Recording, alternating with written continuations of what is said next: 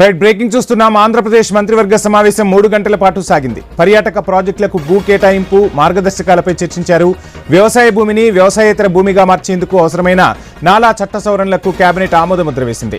51వ CRDA సమావేశ ప్రతిపాదనలను ఆమోదించారు.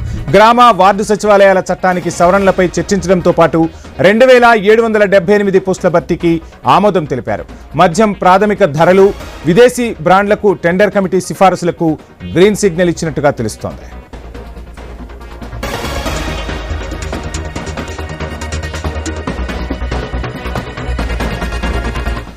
రైట్, ఇక మద్యం ధరలు, విదేశీ బ్రాండ్లకు టెండర్ కమిటీ సిఫారసులకు ఆమోదం లభించింది. ఏపీ యాచక నిరోధక చట్ట సవరణ ముసాయిదా బిల్లుపై కూడా చర్చించినట్టుగా తెలుస్తుంది. సో మొత్తంగా వ్యవసాయ భూమిని వ్యవసాయేతర భూమిగా మార్చేందుకు కూడా ఎటువంటి నిర్ణయాలు తీసుకోవాలి, ఏంటి, అవసరమైన నాలా చట్ట సవరణలకు కూడా కేబినెట్ ఆమోదముద్ర వేసినట్టుగా తెలుస్తోంది. ఇక పర్యాటక ప్రాజెక్టుల భూ కేటాయింపు మార్గదర్శకాలపై కూడా కేబినెట్ భేటీలో ప్రధానంగా చర్చించారు. మండలి వెంకటకృష్ణారావు పేరుతో అధికార భాషా సంఘం కూడా ఏర్పాటు చేసేందుకు నిర్ణయం తీసుకున్నట్టుగా తెలుస్తుంది. వ్యవసాయ భూమిని వ్యవసాయేతర భూమిగా మార్చేందుకు నాలా చట్ట సవరణలకు కేబినెట్ ఆమోదముద్ర వేసినట్టుగా తెలుస్తుంది. ఇక మంత్రివర్గ ఉపసంఘం సిఫారసులకు మంత్రివర్గం మొత్తంగా ఆమోదముద్ర వేసింది. గ్రామ వార్డు సచివాలయాల చట్టానికి సవరణలపై చర్చించారు. ఇక CRDA పరిధిలో వివిధ సంస్థలకు భూ కేటాయింపులపై కూడా సమీక్షలో చర్చించినట్టుగా తెలుస్తుంది. మంత్రివర్గ ఉపసంఘం సిఫారసులకు కేబినెట్ ఆమోదముద్ర వేసింది. గ్రామ వార్డు సచివాలయాల చట్టానికి సవరణలపై కూడా కేబినెట్ భేటీలో చర్చించినట్టుగా తెలుస్తోంది. ఆంధ్రప్రదేశ్ మంత్రివర్గ సమావేశం 3 గంటల పాటు సాగింది. పర్యాటక ప్రాజెక్టులకు భూ కేటాయింపు మార్గదర్శకాలపై ప్రధానంగా చర్చించారు.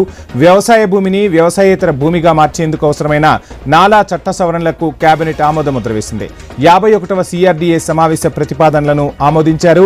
గ్రామ వార్డు సచివాలయాల చట్టానికి సవరణలపై చర్చించడంతో పాటు 2778 పోస్టుల భర్తీకి ఆమోదం తెలిపారు. ఇక మద్యం ప్రాథమిక ధరలు, విదేశీ బ్రాండ్లకు టెండర్ కమిటీ సిఫారసులకు గ్రీన్ సిగ్నల్ ఇచ్చారు.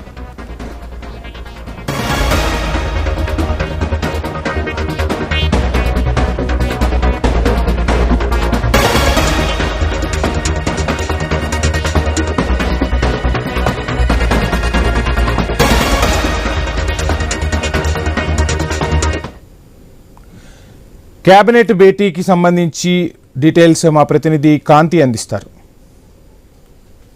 ఏపీ సచివాలయంలో సీఎం చంద్రబాబు నాయుడు అధ్యక్షతన ఈ రోజు కేబినెట్ భేటీ ఉదయం 11 గంటలకు ప్రారంభమైంది. దాదాపుగా 3.5 గంటల పాటు ఏపీ కేబినెట్ సమావేశం అయితే కొనసాగింది.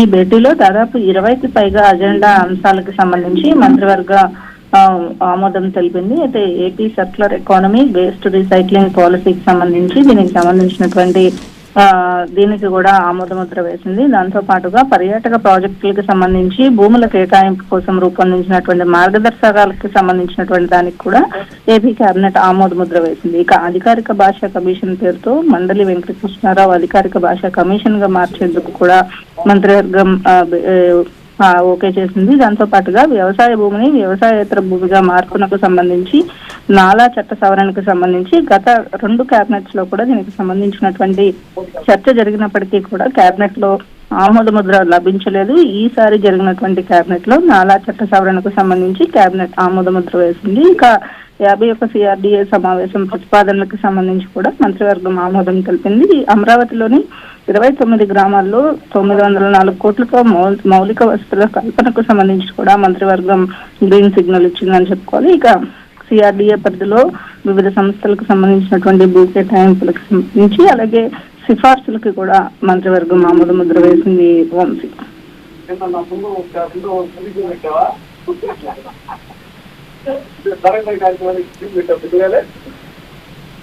రైట్, మొత్తంగా ఏపీ కేబినెట్ అయితే పలు కీలక నిర్ణయాలు తీసుకున్నట్టుగా తెలుస్తుంది. ఇక పర్యాటక ప్రాజెక్టుల భూ కేటాయింపు మార్గదర్శకాలపై కూడా ప్రధానంగా చర్చ జరిగింది.